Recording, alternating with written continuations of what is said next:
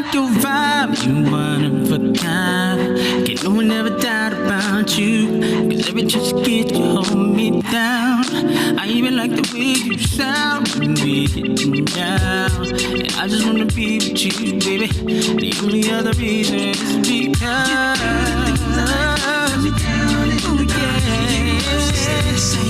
you never turned your back on me. Girl, I like the thing you do. I got a lot of love for you. You know you are wonderful and special. That's the greatest. Yeah, you got everything. You're everything I'll ever need. All I ever dream. Your love is like a summer day, girl. I can't really anticipate the time when you be on your way right by. You just blow my mind, and I just wanna be with you, baby. No other girl can see you because you do the things I like. You stay the same.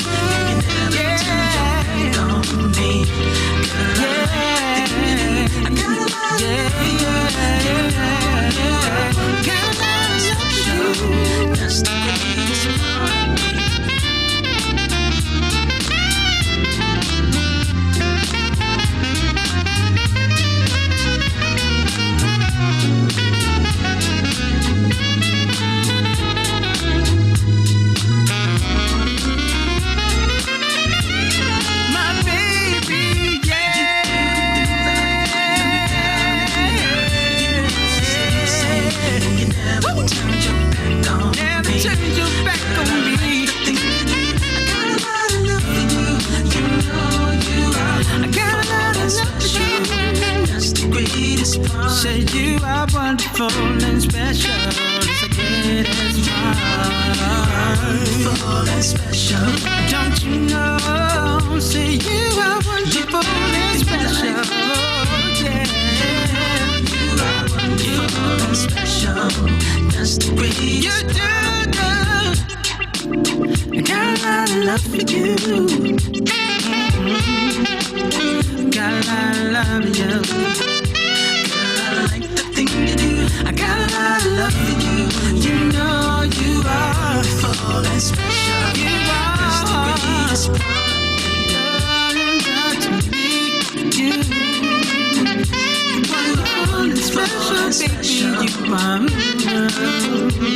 Yeah. Yeah. Wonderful and special. That's the greatest part. You're so wonderful, special. Wonderful and special. You're so wonderful, special. Oh yeah, you're so wonderful, special.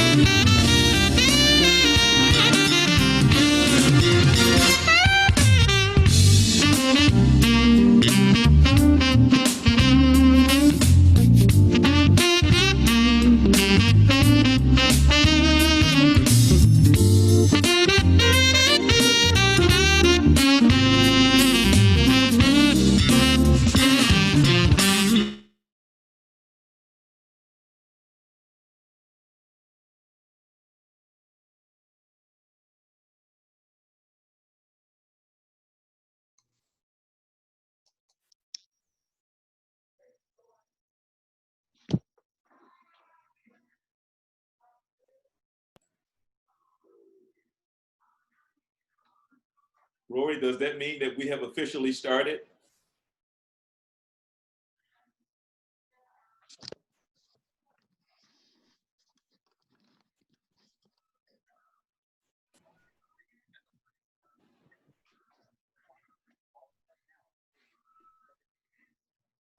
Rory, does that mean that we have officially started here on Brother Ken? Can we talk?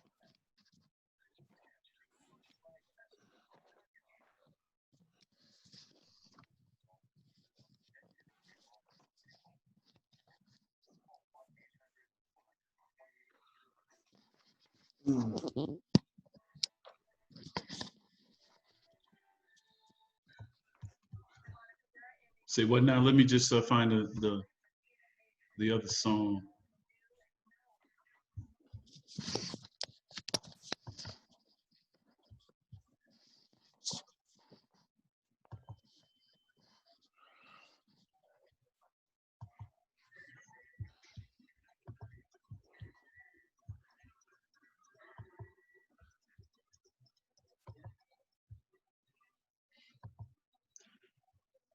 Do y'all hear it?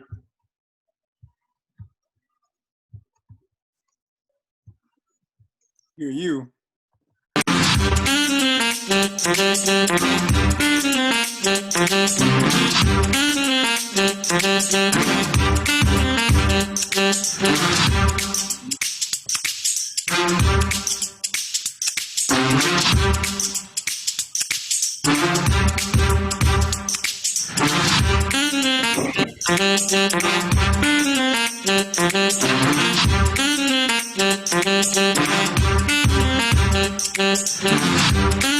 All right, I guess we have officially started.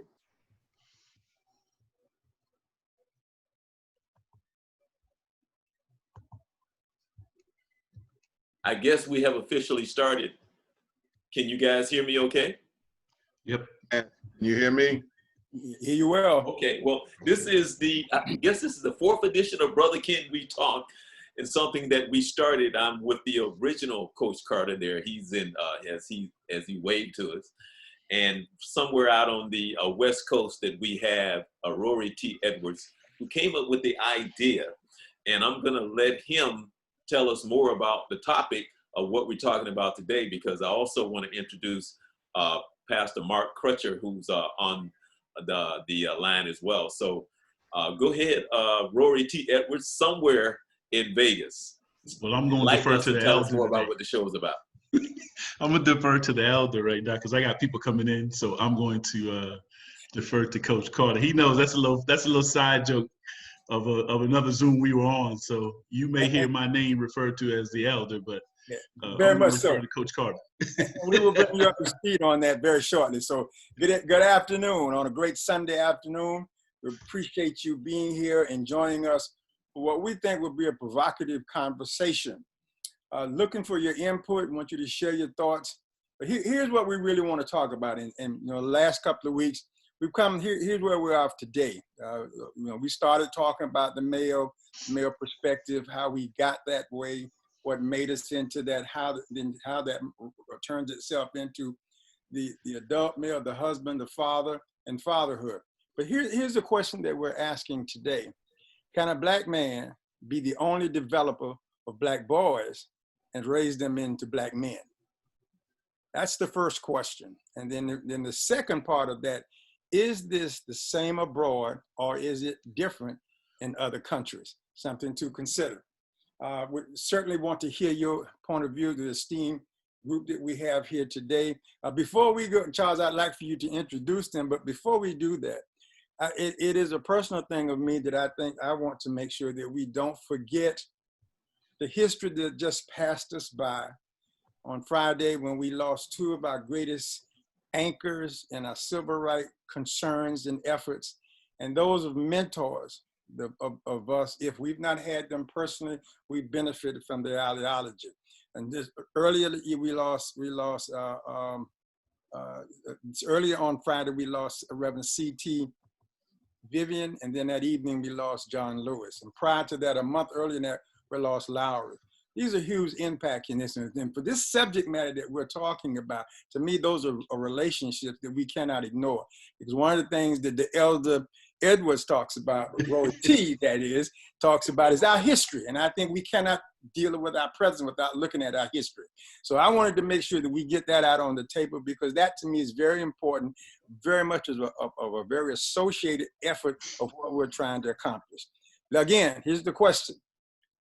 Can a black man be the only developer of black boys and raising them into black men? And then the second part of that is this the same abroad, or is it different in other countries? Charles, if you would acknowledge our guests. Yeah, yes, I would like to acknowledge Mark Crutcher from Mount Olive AME Church here in the Orlando area. Pastor, thanks so much for joining us. Won't you introduce yourself and tell us a little bit more about you, and happy that you're able to take the time. I'm Mark Crutcher, the pastor of Mount Olive AME Church here in Orlando. I also serve as the 11th Episcopal District Director for evangelism. I've had an interest in just sharing with the community and just helping people to just find a way to talk about issues. I think when we need to talk about issues more.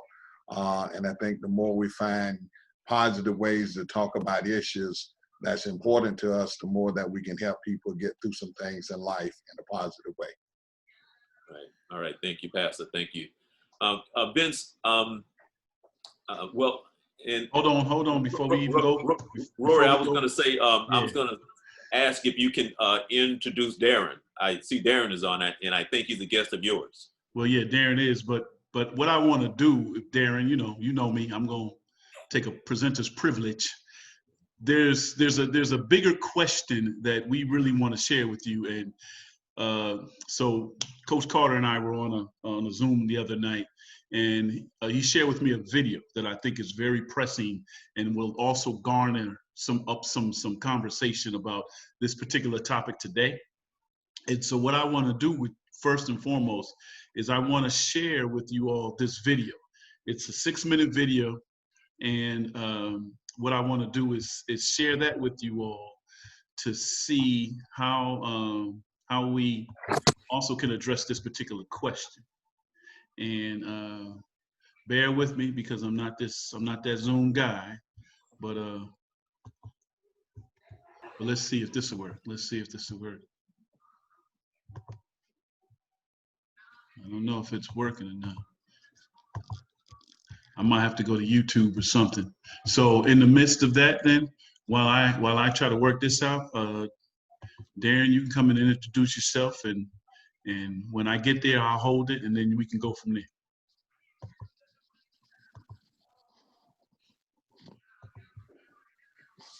So I guess you're on unmute. All right, there you go. Unmuted. There you go. You ready to go, Rory, or what? Oh, no, go ahead. No, you'll see. You'll know when I'm ready. Just like I said, I'm Darren Hudson. I'm living over here in North Carolina now. Originally from up north in Connecticut. Grew up with Rory, with family, and been down here a couple of years, and adjusted. It's a little bit different in the South than it is up north. Yes, and but the topics are still the same. It seems to be the effect of society is still the same. In regards, particularly for our young black boys, black males, and black people in general. As we see throughout through this country at this point in time, same problems, just a different time zone.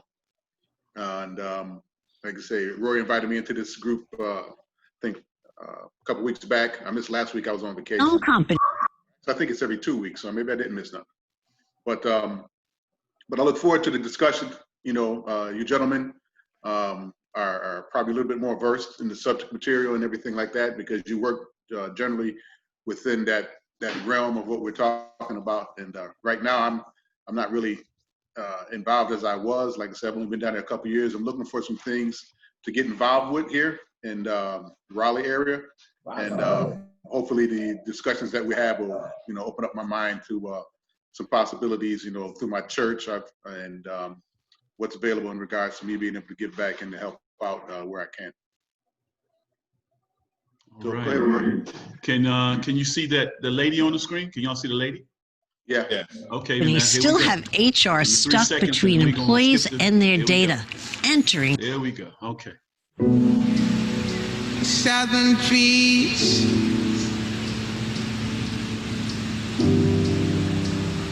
barren, strange fruit, blood on the leaves, and blood at the roots.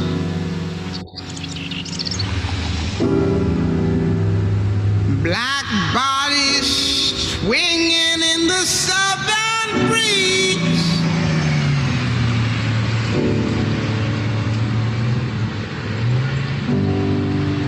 Strange fruit hanging from the poplar trees.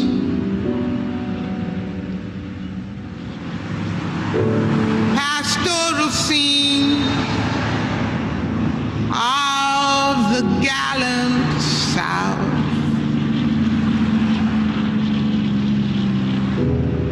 Them big bulging eyes and the twisted mouth.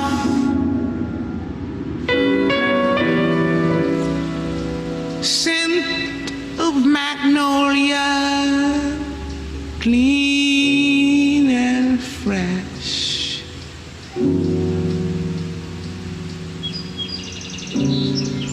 Then the sudden smell of burning flesh. Here is a fruit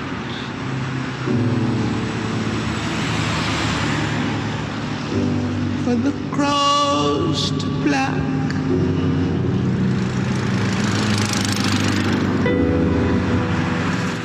For the rain to gather, for the wind to suck,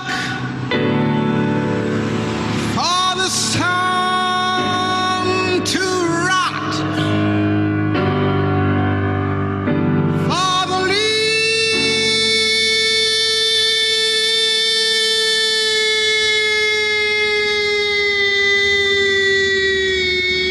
leaves to drop. Here is strange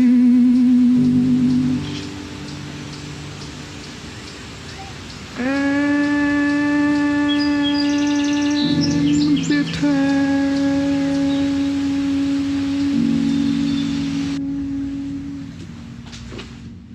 crowd.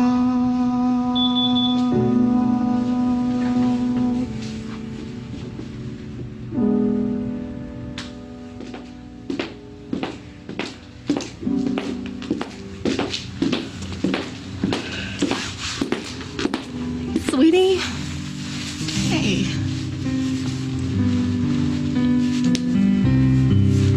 Everything okay?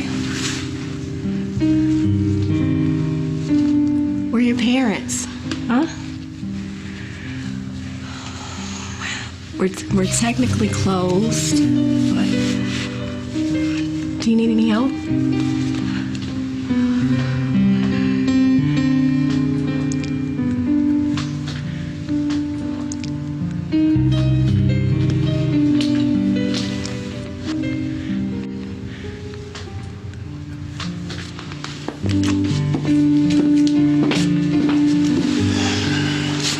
What's up, little man?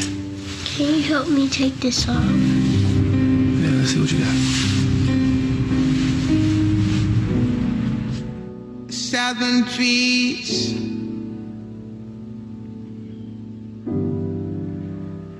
barren, strange fruit,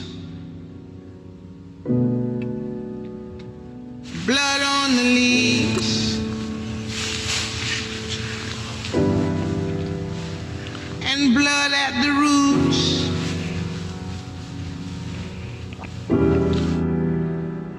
Black bodies swinging in the southern breeze.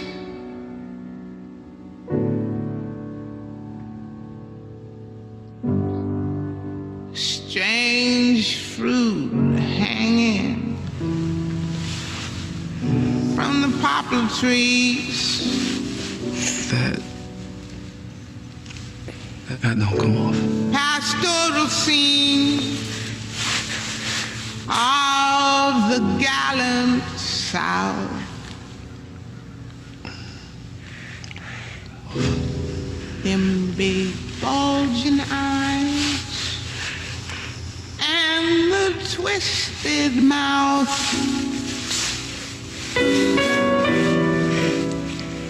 Scent of magnolia, clean and fresh.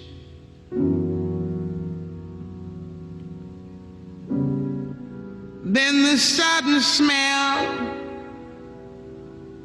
of burning flesh. All right. I think we got a conversation piece now. I don't know how anybody else feel, but I think we got a conversation piece now. That question, I don't have to say anything. I think Coach already said, ask the question. So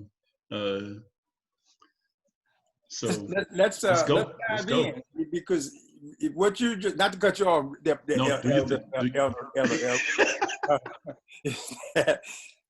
based on the question, there's some history. There is a history that I think that we should be able to relate to in some. I know I still relate. I still got the same bullseye. The only difference on my bullseye is a little bit smaller because I'm a little bit bigger and I'm a little bit younger. But that's the only other difference. But I still carry that. It is still there. It does not go away based on that. So the question is, in looking at that picture there, going back, let me refresh you, because the video may have thrown you off a little bit, but here's the question. Can a black man be the only developer of black boys and raise them to black men? And then the second part of that is this the same abroad as it is in other countries?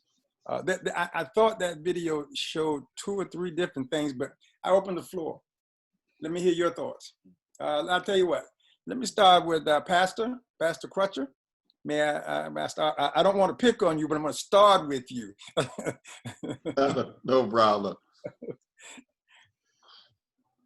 And answering, can a black man be developer of black boys? The only developer. Only developer. Yeah, that's the only developer. I wouldn't go too far as say the only developer, but I will say it's very difficult in this country. And because I'm one that don't like this, to say never in a lot of situations, because there's always exception and there's some exceptional people. But I'd say it's a very difficult thing in this country because if it's not a black male that's doing the mentoring, it needs to be somebody that understands the dynamics or the experience, or even understand that thing about the target. That right. Spoke volumes, and like I say, without saying a word, just seeing that it touches all of us. Correct. Because there's some things, if you have not experienced, you really don't have the full understanding of that, and you know about it, but knowledge about a thing from afar oftentimes really don't help us to really understand the thing. But when you've experienced it, and all of a sudden that target, because there are memories that flood my mind just seeing that target and knowing places where I have been a target and things I've gone through into the dynamics of it. So it's very difficult for somebody who have not experienced that to really mold and shape a young black male up to overcome those kind of things, or even to understand how to keep that from just destroying your mindset, how to keep fear from taking over. Or anger from taking over your life. So I would say it's very difficult. Let me, Brother Darren, I'd like to go to you, but I would like to just, for a second, if you look at when the young man stepped into the building, he encountered first the female who offered him compassion and trying to understand. But based on what we looked at on the film, and this is my analogy, and you can expound on it if you wish, is that there was not a disconnect, but it was not ability to connect about my issue.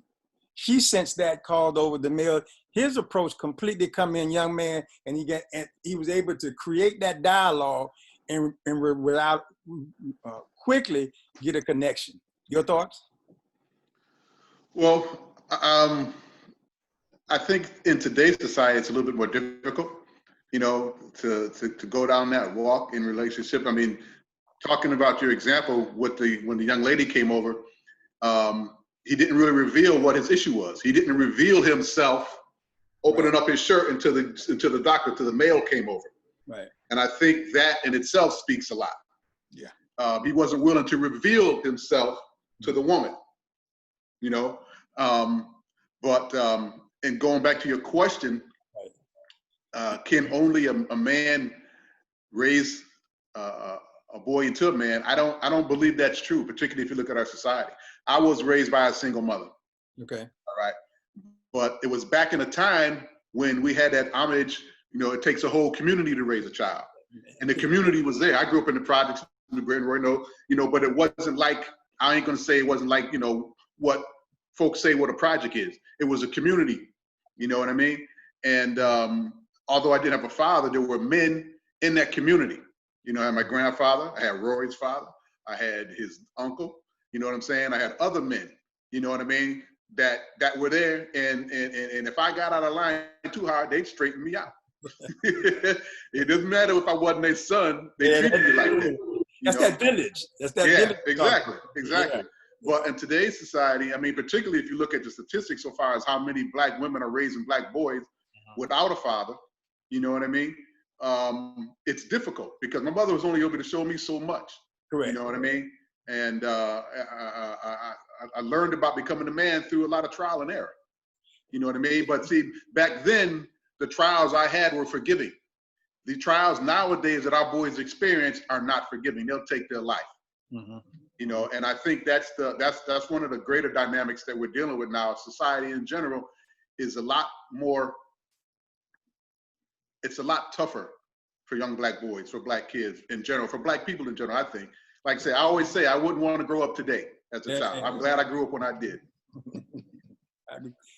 Now, Charles, let me get your perspective on this as well, and looking at that, because I think one of the things that I'm hearing early on, that there seems to be some association or assistance in this process. Your thoughts?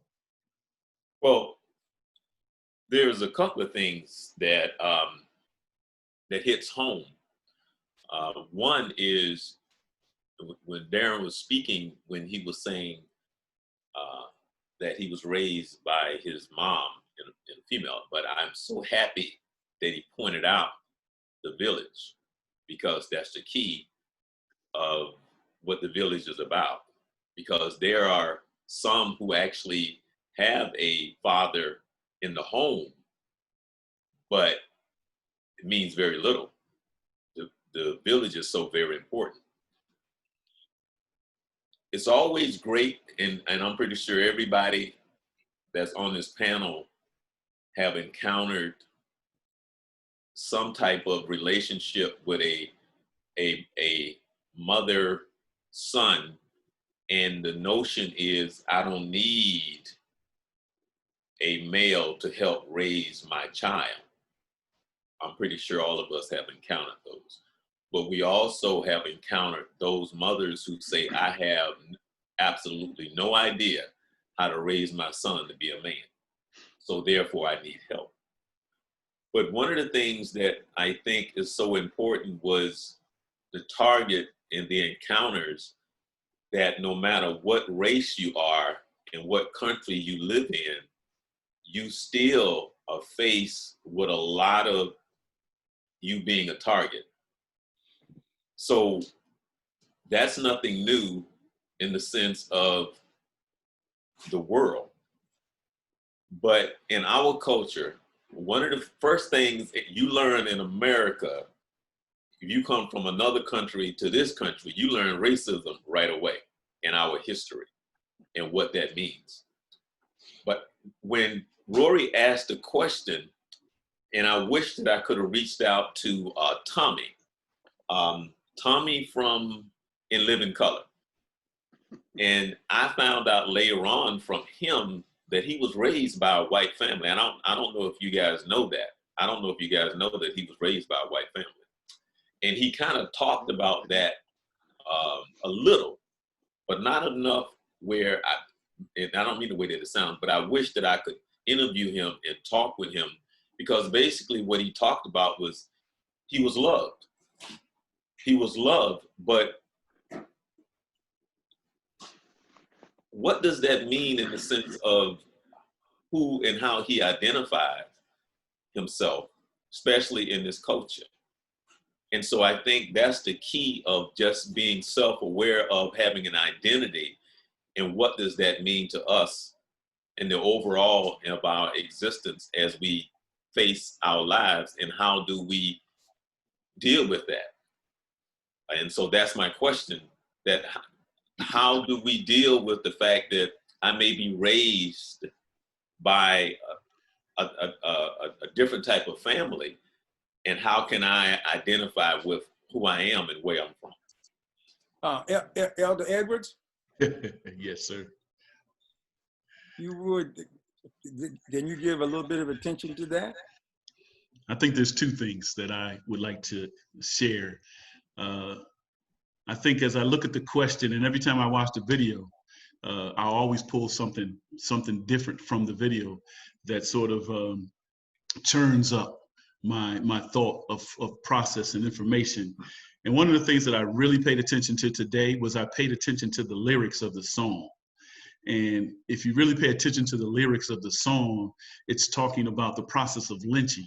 And that's why it's called modern day target practice. But one of the things that I really want to talk about, I think, is when we ask the question, can a black man be the only developer of black boys in raising them to be black men? I think the defining question that we're really asking is that, what is defined by being a black man, right? So I agree with everybody, what everybody said. Yeah, I know Darren's mother, very strong woman. Like we were talking about earlier, Coach, she was that Sojourner Truth. She didn't play. So I don't care if you came over there thinking you were somebody of importance, you bowed down. You bowed down to Mrs. Hudson, and you knew what the expectations were of coming in her house, so you didn't come into her house. I do know other mothers who were very strong, but like he said, we had that village concept. But again, it's defining what is a black man. I think when we look at a lot of young brothers now and they define blackness by some type of characteristics that are not becoming of success. And in their mind, they're saying, well, I have to be different because everybody else has their own particular culture. But as black men, this is what we're supposed to do. And that's what we're giving attention to. So these young brothers who are lyrically talking about defaming women, exploiting their community through the sales of drugs, calling the new prison, the new degree, the bachelor's and master's and doctor's degree, all of those are defining what society sees black men as. And those of us who are in roles of exalted roles are being quiet. We're only talking within our silos.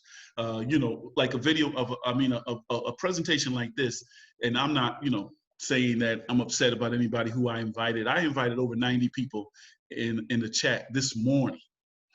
And I'm not saying that you need to join our conversation, but for you to post on Facebook that you're all about the movement, you're all about this, you're all about the movement of Black Lives Matter, and you're telling me to wear a Black Lives Matter shirt, and you want to make me a Black Lives Matter mask. And I ask, well, who does Black Lives Matter to? If we're in this process right now talking about can black men be the only developers of black boys, we have to first and foremost get black men who are developed themselves.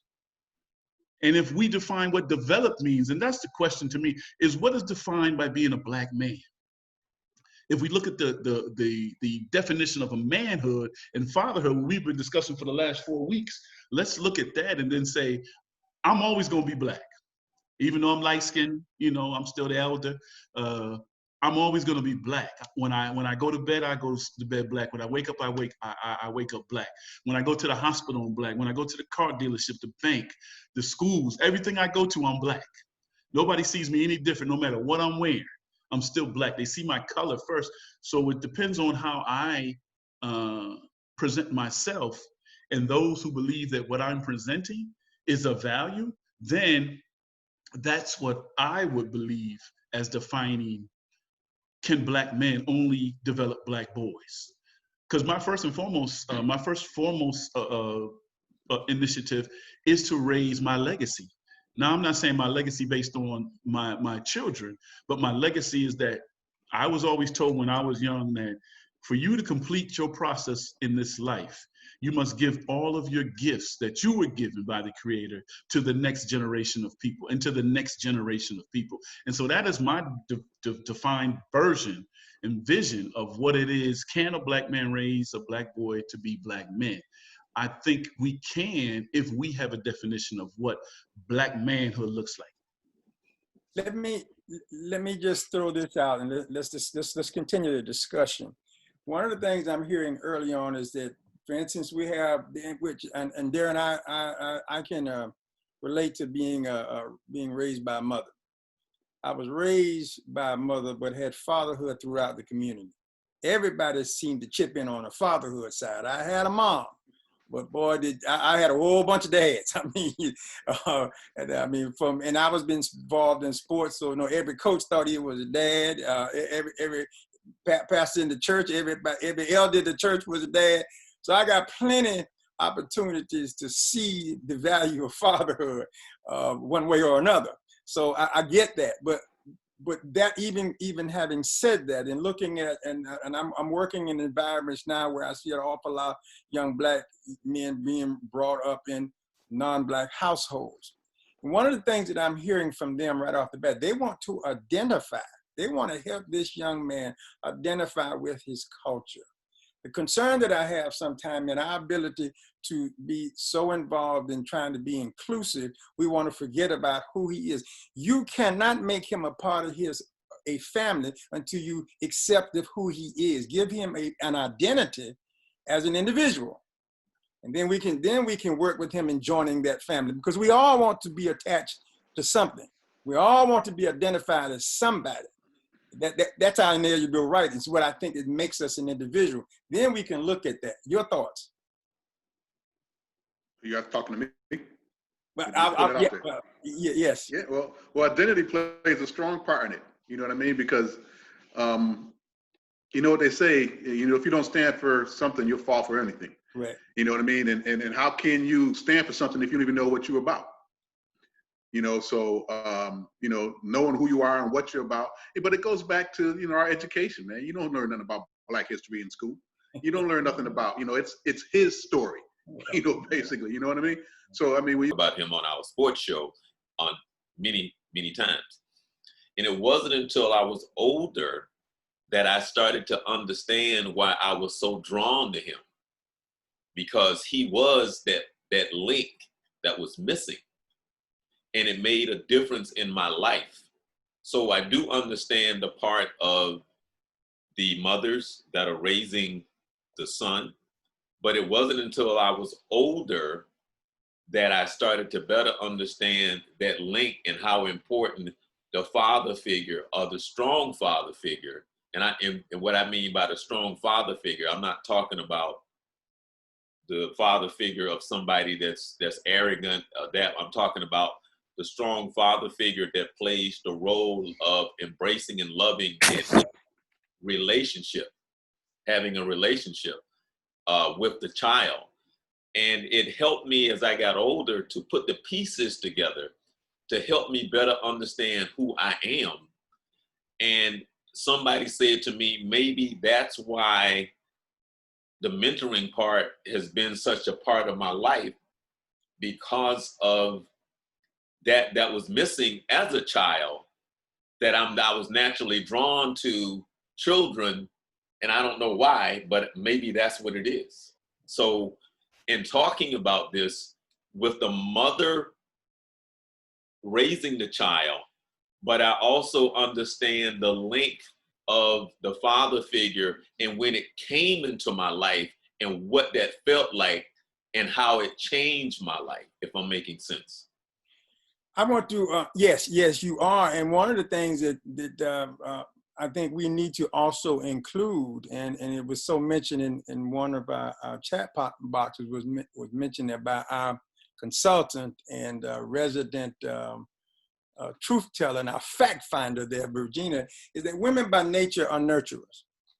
And if you look at that from the Bible, you talk about the way God set up the family, the male and the female. We got givers and takers. We got nurturers, and we've got the decision maker, which sometimes are not the same, which makes it even more valuable when you ask this question. Because one of the things that I think that I'm hearing is that from looking at the fact that we need good mentors to help some fathers who emotionally are not there either. They're there to help this young man, but they need help. We said that also.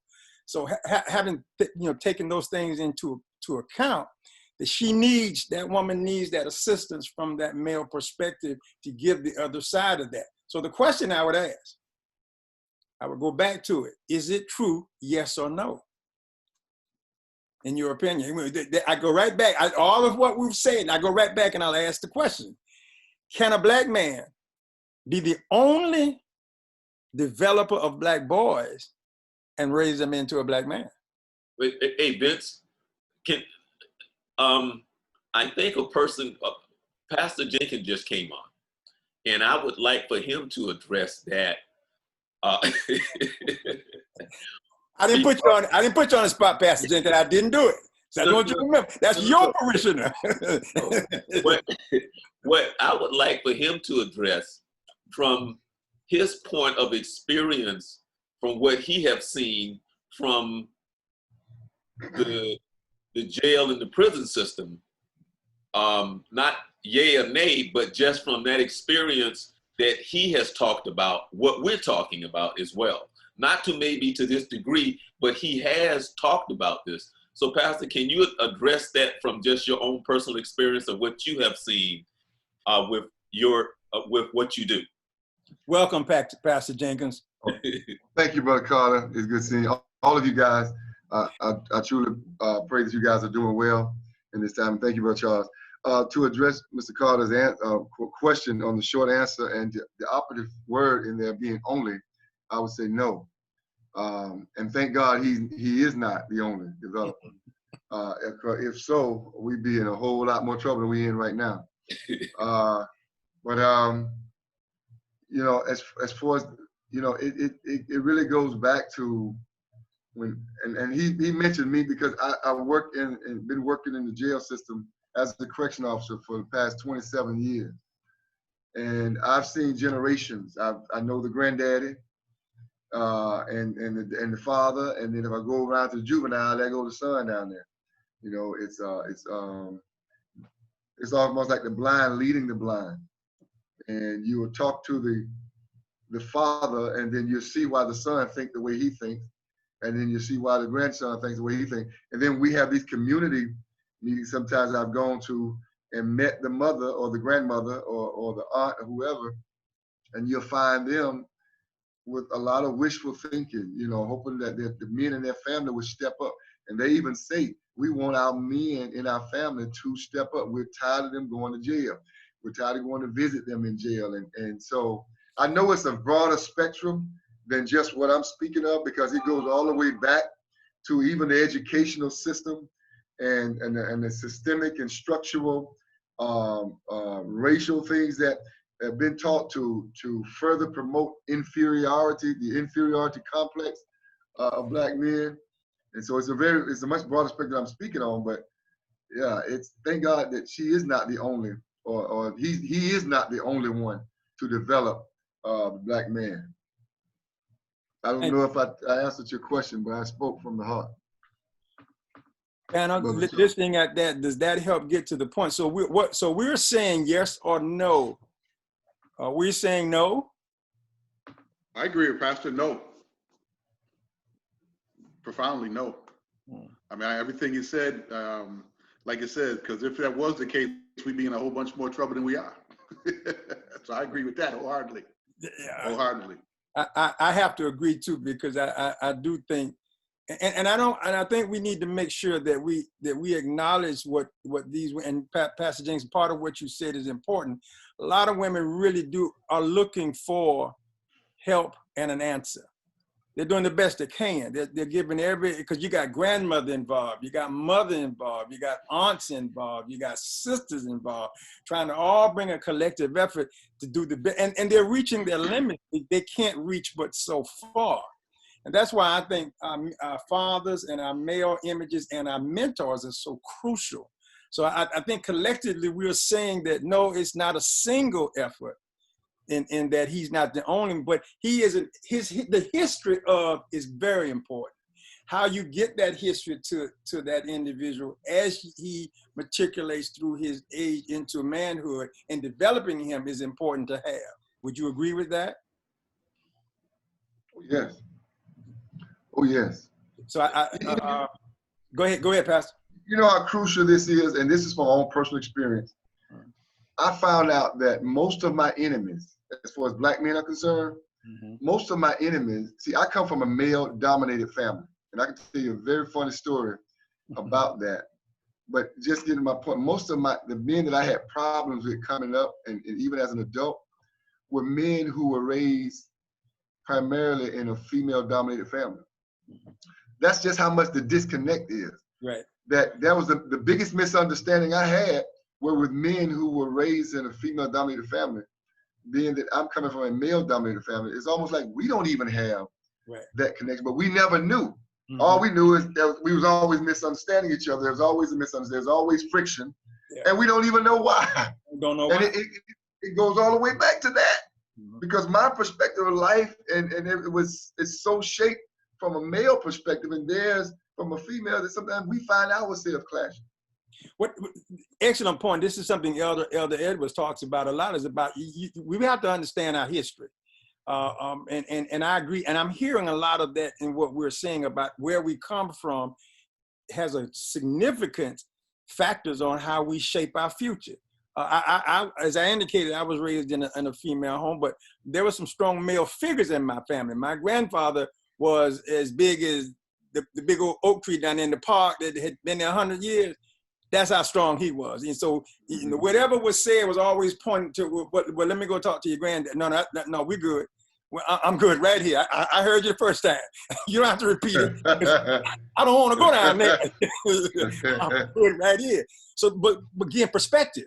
I don't think it's necessarily a negative growing up in a house of females, because I did do that, especially when my grandfather passed and my father sometime traveled. It did give me some emotion. It did give me a sense of feeling that I hope to include with my ability to be a man, to have a compassionate side and yet have a very strong side, and trying to balance me out. I'm finding later in life, it's a good balance to have that. If not, Pastor, I'm going to be angry just because I'm angry, because it's missing and I don't know I don't have it. Yeah. You know, that's what I'm mad about. I'm mad because I don't have a compassion. How can you be so compassionate? You got to be something wrong with you, because that's not where I came from. That's because I haven't been experienced to that. Great point, interesting point. Charles, you have one, and then we need to move on real quick. You have? But I wanted to share this right here. I'm not that far back from separation of bathrooms and water fountains and those type of things, and coming up and seeing Martin Luther King and all of those things. But I wanted to share with you coming up in the mindset of what it was like when I had encounters with white males that showed me compassion and love. In my mind, I had to try to process that, because in my mind, I'm looking at this white male of what I've been taught, and because that's not where I'm from, so now I'm seeing this white male in front of me, and I'm feeling fatherly love. And I, as a young person, it confused me a little. Am I making sense? If you say it, makes sense, I can relate to what you're saying, because as a coach, I'm coaching kids who don't look like me, but who relate to me, who seem to need my involvement. And I can only give the involvement that I have, the perspective that I have, that is a black male. but they're looking for a male image. They're looking for a positive male image, and it doesn't really matter sometimes. And I don't want to overemphasize, to your point, that what we're saying, again, we're going back kind of black male. We're saying not only a black male can do it, you can get love from anywhere. You can get love from anywhere at all, but the important thing of establishing that love, I think, is understanding who you are first. Knowing, I think that's the most important thing we're talking about, identifying, helping a young kid identify his or her, in this case, this young man, going back to that film, helping that young man understand that bullseye on your stomach is not coming off. So now how do we move forward from here? What are the next steps that we take to help you evolve, still wearing that same bullseye? First of all, giving him self-knowledge about who he is. What is his history? You know, I hear sometimes, I hear people refer to young kids as king. Do you know that you come from a king heritage? That's rich. That's a rich commentary to a lot of kids. What do you mean I come from a king? Do you know what your history takes you from? Do you know where you started from? Do you know the riches that you've come from? So those are the values that sometimes that we're talking about teaching him as he moves forward. So it helps to help him develop. Okay. So now, having said that, let me move on quickly to question 2, which I think is still related to question 1. Is this the same abroad, or is it different in other countries? Now, I've lived in other countries. So I'm not gonna. I'm opening up to you all, Pastor Jenkins. We'll start with you. Do you think that's any different abroad or in any other country? Or are we talking about the same set of issues and concerns? I think many other countries, culturally, they hold that what was once called the white rites of passage, the same that concept. I think they hold that a little more near and dear than here in America. I think America is, although we bragged about being diverse and those things, I think we're almost wearing that out, that we're getting away from true development of manhood and true development of womanhood. Mm-hmm. Everything now is just becoming watered down, and making sure where you don't offend. Sometimes as a real man, you have to offend, and not that you mean to, but in order to reach certain objectives of truth and righteousness, is going to call for some offensiveness, you know.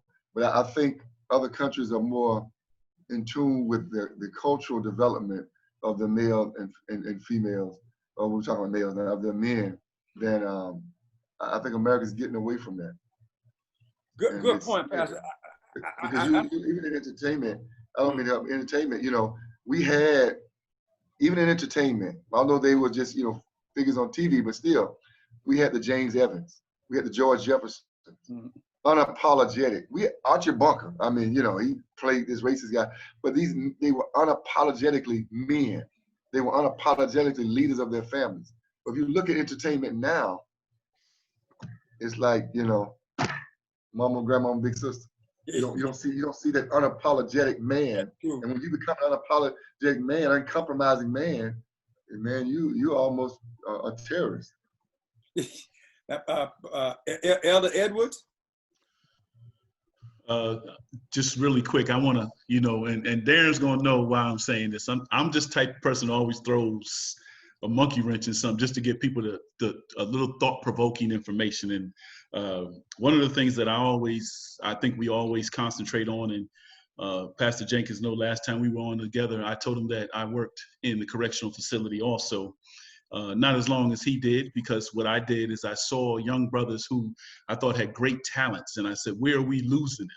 And there's this story I always talk about, 3 fishermen, but I'm not going to share the story right now. But that's why I went into education. I said, where's the foundation of learning that we can go and make a change in the development? And that's what we're talking about, the development. So, you know, I'm a words person, and I pick out words. So if I'm talking to you and you say something, a word, I'm going to make you come back and put emphasis and definition on the word. So in answering the question, it seems to be a consensus that people said no.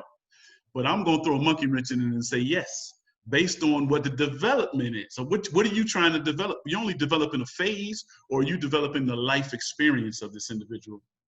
And the one thing that I think we concentrate on is, I know in the prison systems, it has grown 400% over the last 40, 50 years for Black men. But one thing that I do know is we don't pay enough attention to those brothers out there who are doing magnificent work. We don't highlight them. The media doesn't highlight them. The television doesn't highlight them. The people of influence don't talk about them, because you know why? Because negative information sells. And so when we talk about that small percentage of brothers who aren't doing the work, and like Pastor said, if we have to be led by those who are in that jail, yes, we all will be in trouble.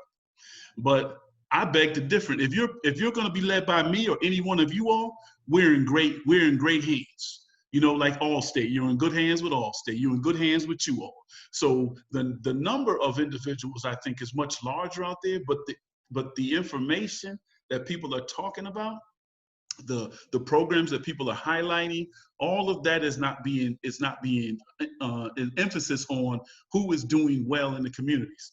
And what I used to say in my school, I told people, I said, there's 40% who come to school where you don't have to do anything for them. They come to learn, their household environment is positive.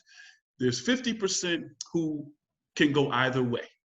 And then there's that 10% that we spend so much time daily, weekly, monthly, yearly, that we concentrate on to try to get them to conform. And in a hospice situation, sometimes there's nothing you can do. There's nothing you can do to save hospice children. And so if we took the emphasis and concentrated on the 50%, our 90% success rate would be much more than that 10% failure rate. And then probably out of that 10%, we might get about 4 or 5% who will conform to the 90%. We will have 95% more success stories than us concentrating and allowing the news to define us by the negative stories, right? And by the negative men. You see, and I'm gonna shut up because I know we only got 10, 15 minutes to go. But you see, when somebody goes to an event, anything that happens in our community, who's the first person the media finds? The most unarticulate individual who cannot even define anything. You ask them what happened. Well, let me tell you what happened. See, Bootsy was down here selling some Lucy's, and then the Lucy's, he lost the Lucy, so they go through a whole scenario, and then what happens? The whole world, CNN, everybody grabs that, and that's how us as men are defined. So, like I'm saying, we need to be more diligent in our appearance, in our voices, in what we are doing, to show people that the numbers of individuals who are doing excellent work are out there. And we can't let the small numbers who are defining who develops our Black men be more prevalent than us, because who is developing sports and entertainment right now, right? And that's what they do. They put those people's messages first and forward, and you or I never get an opportunity to have that platform, because they figure as long as they can keep us in that negative light, then that's what defines us, and that's how people see us. And talking about abroad, I've been to those countries. Once I went to Africa, I came back and saw every country that was affected through the Maya. And I think what Pastor said is that the culture is different. How they see themselves as Black men are so much different. And I say my documentary, which is in here, is Where Do We Lose Our Thirst for Excellence? And I say in myself, we lost it on the shores of America because we tried to assimilate into something that was never created for us, or we never took the time to try to reconstruct it so that we are inclusive in that whole development of this country. We developed it, but we're not in the developmental conversations about how it got developed. It's just that we were used to be, we were used, not useful. So that's my theory on that. Brother Darren. Yes. Your thoughts on two excellent thoughts about the abroad and the definition and how it's perceived. Your thoughts? Well, I've never been abroad, really live in other countries, but I can go speak to the probably cultural aspects of it. Yes. As it relates to other cultures and how they feel. Rory said something real pointing in fact about that word assimilation. Yes. You know what I mean? When we came over here as, in change and stuff, we lost our complete identity.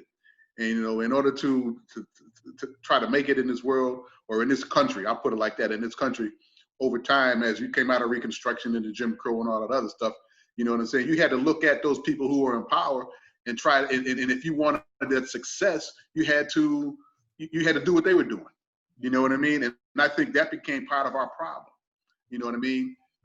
Trying to do what the white man was doing, you know, basically trying to assimilate into his culture, into his society, you know, because we've lost what we were really about culturally and systemically, you know, about, you know, the life that we lived, you know, but culturally, you know, we were just void of any real adherence to our true nature. And if you look at the cultures around the world today, compared to America, you know what I mean, which is caught up in this so-called democratic society, you know what I mean? Which I really don't believe in, but anyway, it's a capitalist society, and it's all about the dollars and the power and the money. Okay, and but if you look at a lot of the other ones, if you look at like China, I would think, and I mean even Japan is becoming modern, but you know, if you go over to Africa, to some of what's named, they're still somewhat subservient when you look at the women and their role and their culture. You know what I mean? Well, what is it over in Afghanistan? They're still chopping women's heads off or something like that. You know what I mean? They have their role to play. But you know, in this country, the roles aren't defined like they are in other countries. You know what I mean? The woman's place for many of them things outside of the UK and those European countries, you know, is, you know, you will be in the home and you will take care of our family. You know what I mean? So in that aspect, you know, culturally, I don't believe that it is all just the man, you know, with these other cultures and things of that nature. But like I say, what really struck me in regards to this is, you know, Roy hit that word assimilation, and that has always been something, a craw on my neck. You know what I mean? Because I think that's our biggest liability. You know what I'm saying? Because we look at success in the framework of our captors. You know what I mean? And we've seen what they'll do to their brother to get that success. So you know we don't matter at all. Right. You know, we have to have that understanding. You know what I mean? That, you know, each day that you get up and you go out, you know, in their eyes, you are nothing. You mean nothing to them. You know what I mean? It doesn't make a difference if you look at these millionaires and these billionaires and stuff like that are out there. You know what I'm saying? They have the authority and the power, you know, to be, I won't say untouchable, but on a level where they can exercise some personal freedoms, you know. But for the most part, you know, that's in my point, that's our issue, is wanting to assimilate, wanting to develop their culture, you know, in order to be successful in this society. And I think that's where we as Black people, I think that's where we have a real big problem when we talk about trying to, I'm gonna put it up to this one phrase: crabs in the barrel. Crabs in the barrel. Crabs, I'm gonna leave it right there, crabs in the barrel. Pastor Crutcher. Okay. One of the things I'm hearing, and I think when we look at culture in America, we have to realize that we're experiencing a major disruption of culture. It was easy to get us assimilate because we had no culture. We was totally cut off. And we was cut off to the point that we assimilated to survive. And so when you totally cut a people off from their culture, to the point where our names, identity, and had nothing to go back. Most immigrants that came to this country brought their culture with them. But when we came on the ships, we were cut off to the point where, and if you don't have a culture that you can reach back to, then you have to find. And we were raised in a culture in slavery that was designed against us, to feel bad about ourselves, to not feel worthy. And so we came up through a dynamics that was strongly working against us, and we were trying to find ourselves. And one of the things is when you look at the Black culture in America, it's a culture that has been built out of hatred and violence and separation and division. And so we've had to try to discover new culture Because when you say what is Black culture in America, it's really not our culture as a people, but something that was forced upon us, and we developed out of survival.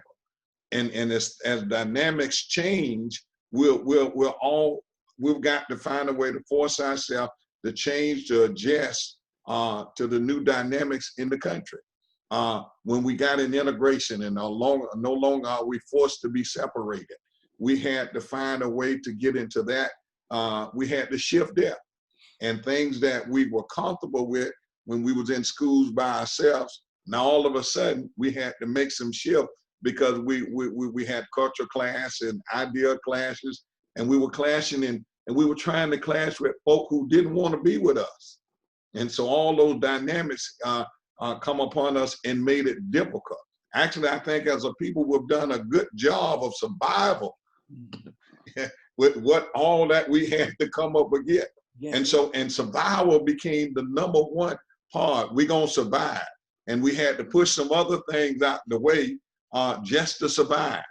And then as things eased off, then we had to start finding our way, well, how do we go back and reattach to each other? Because the system detached us so much. With the traveling that I've done, and have been extensive, but what traveling I've done, I see the disruption in culture has been in a lot of other places as well, particularly on the continent of Africa. The culture there got disrupted even with many of the nations that were not in slavery. And like you say, and some of them see themselves in a subservient way. For instance, I went to Zambia, and everybody's talking about Victoria Falls. And we've been knowing about Victoria Falls. I've been hearing about it all my life. But when I got there to the people, and they're saying, no, Masetunya. I said, huh? Masetunya, that's what they call it. And it means the smoke that thunders. When the water comes up, it comes up like smoke in the thunder, which there's a message there. But we see that place in the light of somebody who it didn't belong to, a culture that didn't belong there. And that's how it's been presented to the world. And the message of the people that's there have been taken away. And we see that all over this, in most of the countries where people, particularly from the European continent, and the colonization was allowed to get in and disrupt cultures, even the one that was not in slavery. And much of the folk that the resources they had and the intelligence they have not manifest themselves to the level where they should be, because there've been stuff that have held them back, disruptions and divisions. And so that part I see systematically over most of the world. And the countries that seem to be where the people, whether it's good culture or bad culture, have a good understanding of their country, are where that colonization was not able to get in there and disrupt their culture so much. And that's what I'm seeing abroad around the world. Well, one thing I'm hearing, and I would throw out to you, and Charles, I want to come to you next right after this, is that in looking at abroad and looking at some of that, one of the issues that's always pointed out is the male. And many times in those different cultures, particularly those cultures that even look like this, is still that Black male. There's still a certain importance of, and when you talk about disruption, you going and tearing up households. You don't go take the woman out the house. You don't go take the child out the house. You go take the man out the house. Yeah. And in Black families, and we know we look at our history and we go back to that slavery, when they attacked that family, he went and took that man out the house. So, yeah. So looking at that cultural thing, my point being, we are still the target. No matter where you go, we're still that target. Charles, your thoughts? No. Vince, I want you to talk about that, because that's going to be our next discussion. And that right there, being taken out of the house, and the history of it, and the part that it plays in who we are and what has happened now in the year 2020. So I think that's, I mean, you ended with something that's very important, because I think a lot of us don't recognize what that means and what you just said and the part that plays. So Rory, you're gonna have to set that up, and Vince, you can set that up as well, because I think that's a very good topic. But I also think that we need to invite more females to join us on that topic as well. I would look at one of the things. Let me do a brief recap now, so to make sure that we leave from this table with our discussion, having said that. To question one, we asked, can a black man be the only developer? And I'm doing semantically, as the elder had so graciously spoke about, or black boys raise them into black men. We collectively, or from this table, we've said no, that is not the only. And then we're saying second part, is it the same abroad or is it different in any other countries? I think we walk away with that saying, yes, is it different? I say no. What do you say? Basically what I'm hearing, it's not different. It's not an exception. It may be, because when you look in those various cultures, again, as previously stated, it all starts with the male. We're pulling him out. We're going to destroy from the male up top. We're going to knock off the dads. We're going to kill that strong figure. And I would go as further as, let me take a step further, if you would, just in my thought pattern. We're worried about dads, we're worried about husbands, and we're worrying about good fathers. We're losing good mentors. We're losing people who are willing to get involved at the community level to interact in other households and stand for something that kids can relate to. Not only we're losing in the family, not only we're losing that husband and that father, we don't have good mentors anymore. So we've got that absence of that man from the family is much larger than the family, that household. It's the community. As I started out today talking about James Lowry, C.T. Vivian, and then now John Lewis, those were mentors. If you listen to the people, the lives that they've touched, we're losing great mentors and replacing them with what? Who we're going to replace them to? The incarceration rate for black males, unbelievable. Drug addictions, unbelievable. Murders, unbelievable. We're losing our males. And that's why I think we feel it's so important that we be able to get out and do something and make a difference to save these young men, because they got to be our next fathers, husbands, pastors, social people, and mentors for people in the community. But Vince, in talking about what you just said, in the whole fatherhood, manhood, and is it the value of my value? And so I'm going to lighten it up just a little. I don't know how much time we have left, Rory, but understanding the importance of the father, and of all the fathers that's on the panel, just quickly say what you got for Father's Day, this past Father's Day. What did you get for Father's Day? A lot of love. A t-shirt. My oldest daughter bought me a meal, and my youngest daughter made me buy her a meal. So that kind of evens it out, right? Well, my sons and daughter-in-laws, they brought over the grandkids. So they know that's my papa. And this was obviously during the COVID and coronavirus. I hadn't seen them in a while. So everybody took a chance. They came over here, and like Brother Darren said, it showed me a lot of love, and that was enough for me. I got some gift cards to some of my favorite restaurants, and my wife took them, but I enjoyed it. I enjoyed it. I got promised a great time coming up. I got a meal and a lot of love. And the reason why I asked the question is because your fathers joke about it all the time, because what happens on Mother's Day is a great deal different than what happened on Father's Day. So in a joking way, just talking about how do we view the father and who he is in the role that he plays. So that was why, just trying to lighthearted and make it a little better. Yeah. I want to say to Brother Edwards, thank you for that. because I'm trying to do that as well. I'm trying to lead corrections. I want to actually get into jail chaplaincy, and it's been somewhat difficult, but I've been able to navigate through one course, and I'm going into phase 2. So, because the last few years, most inmates in the jail now know Jenkins, and they try to get Jenkins to talk, and it becomes overwhelming. Like Brother Carter would say, you become a mentor, and you find out it's too much for one person to handle, it's too much for 5 people to handle, because there's so many young men who are hungry for some type of leadership and structure. And so I can't do what I really want to do in the capacity of men, because I always say, hey, I joined the agency didn't join me. So I got to work according to that. But I do want to, when I leave here, I want to go and work in jail chaplaincy so that be my time to really talk, teach, and guide these young men back to some format of significance within their family. Amen. We've got, I think we may have 1 minute, 2 minutes left. We got 2. Okay, I would like to hit each one of you 2-minute closure. Your last thoughts on your way. Pastor Jenkins, I'm gonna start with you.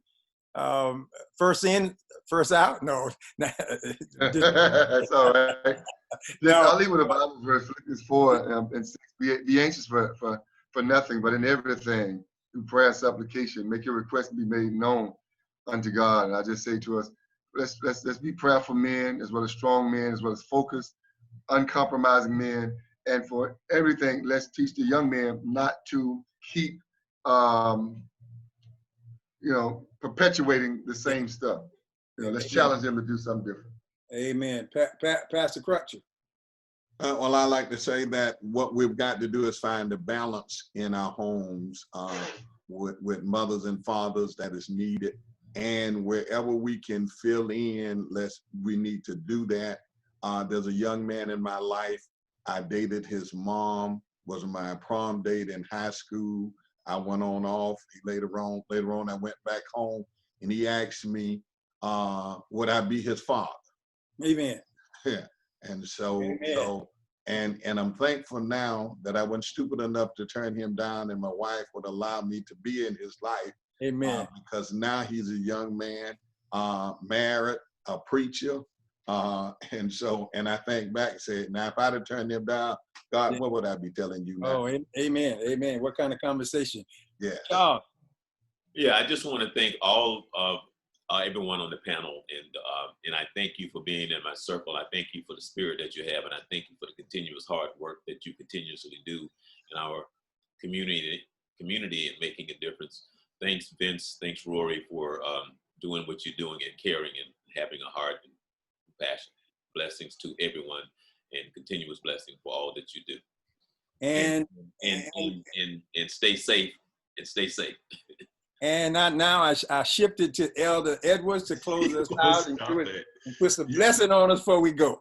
You're going to close it. So the bottom line is that I just think, and it's one of the things that's on my email, and I always say is that you cannot withdraw what you did not deposit.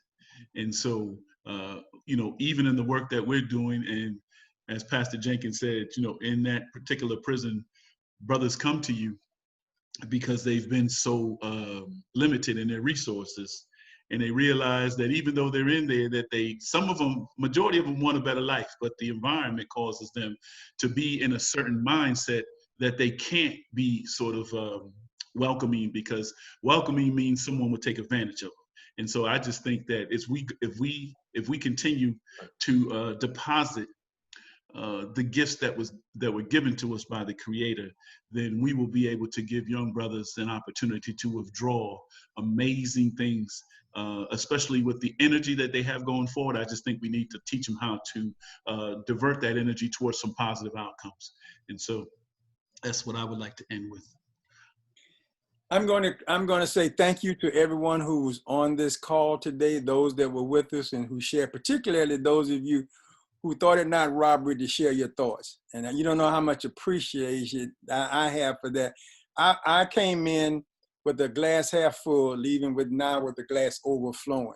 I'm encouraged. I'm reinforced. I'm charged up again to go out to fight the fight, to be the best, to make a difference, do all that I have to do, and empty this so that I come back next needing to be filled again. And I attribute that to you and your unselfishness and your ability to share and willingness to share.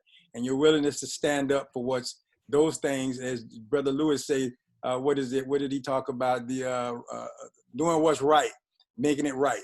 I thank you. I wish you the best the rest of this evening. May God bless and keep you, and may always be in your favor.